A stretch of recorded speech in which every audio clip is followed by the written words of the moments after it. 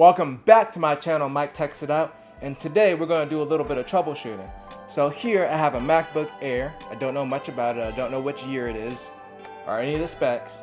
I do know that someone gifted it to a friend of mine, and they said something's wrong with it, but they didn't go into much detail. They said something about it getting stuck on the Apple logo, so I assumed that it wouldn't boot, but I have it here and it's currently booted up to the login screen. So we're just going to go ahead and we're going to factory reset it, and then we're going to do a bit of test, and maybe there's no issue with it. I don't know, but I do know one thing. We're going to tech it out.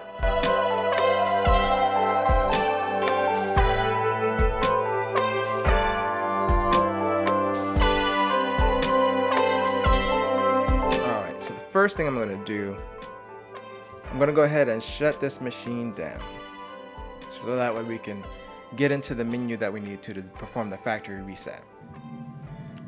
It does seem to be moving rather slow. Here we go. So I'm gonna hit the power button up here, and we're gonna do Command Option R, and we're gonna hold those keys until we see the Apple logo.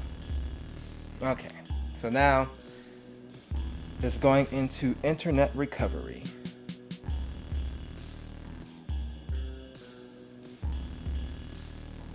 This may take a while. Alright, so here we are. So now you gotta choose your network. So basically you just wanna hit the drop down. It's gonna give you a list of networks. Look, I got penises up here. That's cool. So, and then you would just select whatever network's yours and then put in your password. Alright, so now it's connected up to my network.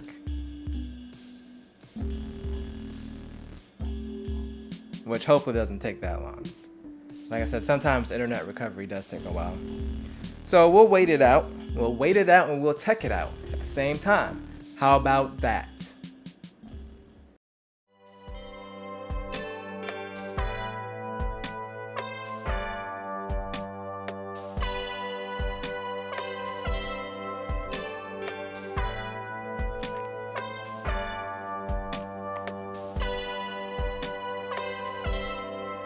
I'm gonna write my life story while I'm waiting for this internet recovery. I'm gonna tell the world about all the things that I've done in my life.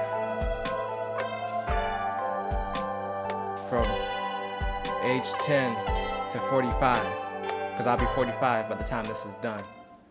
Okay, so it said your computer restarted because of a problem after we waited the amount of time, or the allotted time. So we'll see what happens here. We'll see if it's gonna boot into the OS, if it's gonna boot back up into recovery. And aha, and I'm gonna not do this recovery because I realized I may have possibly made a mistake. And that mistake is, I was reading that if you've never installed Mac OS Sierra on the computer, then you need to do Command R to do the actual reset, the recommended reset that doesn't associate the computer with the Apple ID anymore, like the full factory reset. Command Option R takes you to the internet recovery, which is good if you want to install the version of Mac OS that came with the Mac, which I definitely don't want to do in this situation. I want to get them on the latest version that this computer can handle. So I'm going to do a restart. I'm going to start the whole process over again. And I'm going to go in using Command R this time. So let's go ahead and start it back up.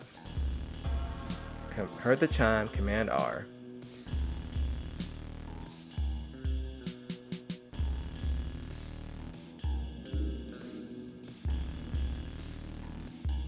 And we're just holding it down until bam, Apple logo has appeared. Alright, so yep, that was the way to go. So Command R, if you're on an older version or an older Mac, like this that never ran Sierra, or Command Option R for newer ones. So I'm gonna go right in the disk utility. Alright, so I'm gonna go ahead and erase the disk,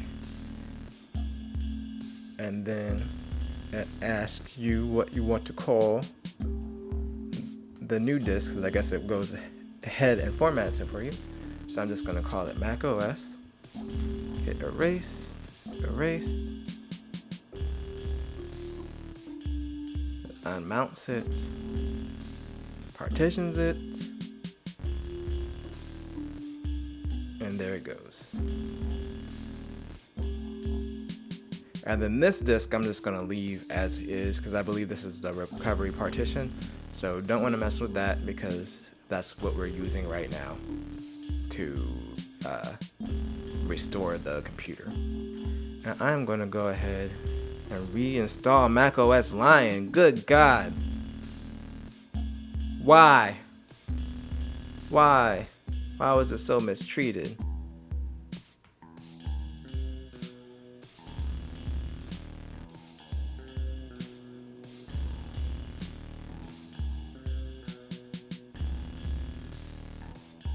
Alright, agree.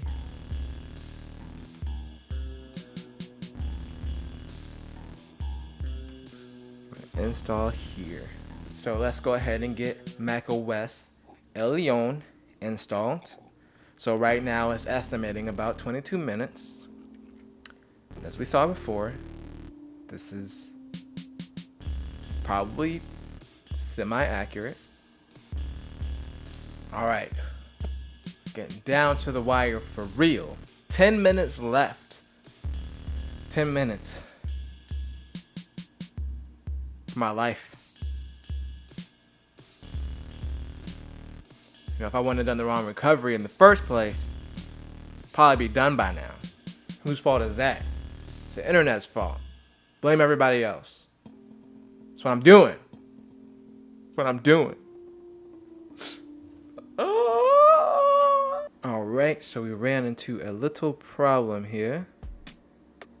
So it says an error occurred while installing Mac OS X. And it seems like it's pretty much locked up here.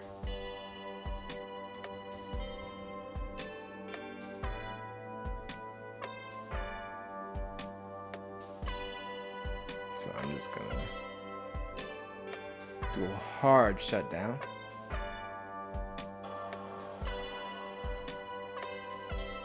Oh, so you're gonna disrespect me like that?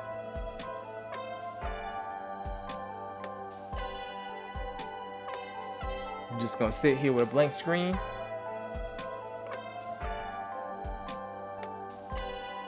That's real disrespectful.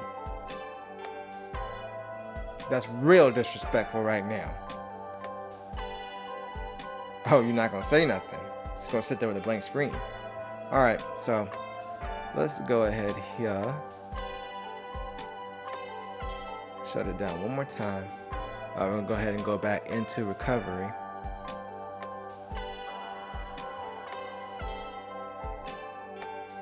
So now it's not wanting to take me into recovery.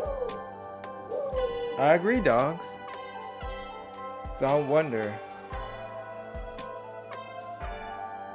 if this computer does have some hard drive issues. The way that it's behaving. But I do have one more trick up my sleeve. So I'm going to try to do the internet recovery. I'm not going to record it because this video is already about 48 minutes at this point. The actual video once it's done will not be 48 minutes, but that's at least how long I've been working with this. So I'm just going to work on this off the record, and then I'll come back with the exciting conclusion to the MacBook occlusion. Is that appropriate? I don't know if it is or not. I'll be back. Alright guys, it is the next day. It has been at least 12 hours. It's been more like 18 hours since the last part of the video was recorded, but I am back with a working MacBook Air that's slow as dirt right now. So what happened after I attempted the second internet recovery was the drive couldn't be found at all. So after I attempted to reinstall macOS Lion, and when it failed, I guess the drive fails. which makes sense. It kind of correlates to the little bit of information that I got about what the problems were, about it, getting stuck on the Apple logo. So the drive was probably in the process of failing. So maybe sometimes it worked fine, sometimes it didn't. It probably got stuck or froze up on certain applications or when trying to save certain files and stuff like that. So that's probably why it was difficult for the original owner to describe the problem. So what I did was I went ahead and I had this old 16 gig, pretty sure it's USB 2 flash drive laying around just to see if I could get this to work, with another drive. And it does work with the flash drive. It's just extremely slow. As you can see in this video, it took quite a while to get Finder to open after I clicked it. So we're looking to see what the best solution is. I talked to the new owner, a good friend of mine. Let him know what was going on. I gave him kind of two options. We can replace this with a well-known replacement from iFixit. Not well-known, but iFixit is a pretty well-known company, and I trust the stuff that I buy from there. I haven't bought from them before. I've seen a lot of recommendations, with third-party repairs using iFixit stuff, so I would trust buying a drive from them. Their drive for this, I think it's the 240 gig, which is what was originally in this, is 119, and that's an option. Then also I had to buy a screwdriver because this uses some proprietary Torx screws. Screwdrivers between like $7 and $10 depending on where you buy it from, so that's not a big deal, but that does factor into the cost. So overall that would make it around $130. Or we could go with like a 256 gig USB flash drive, which is probably like around $50. Of course, and then you only usually lose a USB port, and this already only has two. And then of course you can never unplug it, and it's not going to be as fast, but it is like half the price, a little less than half of the price of buying the drive. There's also other solutions, like just doing an external USB drive. It just depends on how portable they want this to be. If they're just going to use this at home, maybe the USB drive would be, like an actual hard drive would be better. I did go ahead and look up the model. I was trying to wait until I got to the OS to see which MacBook Air this is. So this is the 2012 13-inch MacBook Air. It has a Core i5 at 1.8 gigahertz and 4 gigs of DDR3 RAM. So this will still be like a good machine just for maybe web browsing, email, in my opinion, if we can get it working where it's not horrible like it is right now. The other thing that I found when looking up this particular model, it did have a hard drive issue, and Apple had a repair program for it back in the day. It has since expired. I did check into it just to see what the options were. It's no longer listed on their website. So this particular model, the MacBook Air, did have a known hard drive issue. It's just so happens that I pushed it over the edge, which is kind of a good thing, because I would have hated, if the install would have went fine and then I would have played around with it for a little bit and I would have saw no issues and given it back to them. I would have felt bad if the hard drive would have failed after that point, maybe when they already have important information up there. So it is good that it failed while I was troubleshooting it, and we can go ahead and get this issue resolved now. The battery actually seems to be holding up decent. I had it off the charger a fair amount yesterday. It doesn't seem to be draining any faster than it should. So that's good. So at least the battery's fine. I think the only issue is the hard drive. So I'm going to consult with my friend and see what he wants to do. Either way, whatever repair I ended up doing on this, whether it's installing macOS from the USB drive or I ended up just installing a new hard drive, I'll make sure to update you guys with a new video on whatever the ultimate solution ends up being. But for now, I have a semi-working, well, it's working, it's working very slow, MacBook Air mid-2012.